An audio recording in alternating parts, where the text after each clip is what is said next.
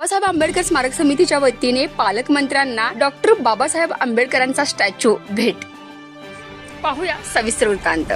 महाडच्या चौदार तळे सत्याग्रह शताब्दी वर्षानिमित्त पाटण तालुक्याची कार्यसम्राट आमदार, जिल्ह्याचे पालकमंत्री, महाराष्ट्र राज्याचे पर्यटन मंत्री व माननीय नामदार शंभूराज देसाई साहेब यांना विश्वरत्न डॉक्टर बाबासाहेब आंबेडकर यांचा स्टॅच्यू भेट स्वरूपात देण्यात आला. आणि हा स्टॅच्यू रिपब्लिकन पक्षाचे पश्चिम महाराष्ट्र सचिव व डॉक्टर बाबासाहेब आंबेडकर स्मारक समितीचे विद्यमान अध्यक्ष प्राध्यापक रवींद्रजी सोनवले, पंचायत समिती सदस्य मंगलताई माने, बार्टी संस्थेचे समन्वयक सागरजी जाधव, युवा कार्यकर्ते प्रीतमजी दवणे, डॉक्टर मिलिंदजी डुबल, डेरवणगावचे उपसरपंच युवा नेते निलेशजी सोनवले, रिपब्लिकन पक्षाचे पाटण तालुका अध्यक्ष संतोषजी जगताप, बौद्ध धर्माचे अभ्यासक दीपकजी माने, बौद्धाचार्य आनंदजी डुबल, युवा कार्यकर्ते रोहनजी माने, पालकमंत्री नामदार शंभूराज देसाई यांना पाटण तालुक्यातील बौद्ध जनतेच्या वतीने एक निवेदन सादर केले. यामध्ये अनुसूचित जातीचे उपवर्गीकरण अ ब क ड हा शासनाचा निर्णय रद्द करावा, तसेच रमाई घरकुल योजनेमध्ये रेशन कार्डची जाचक अट रद्द करावी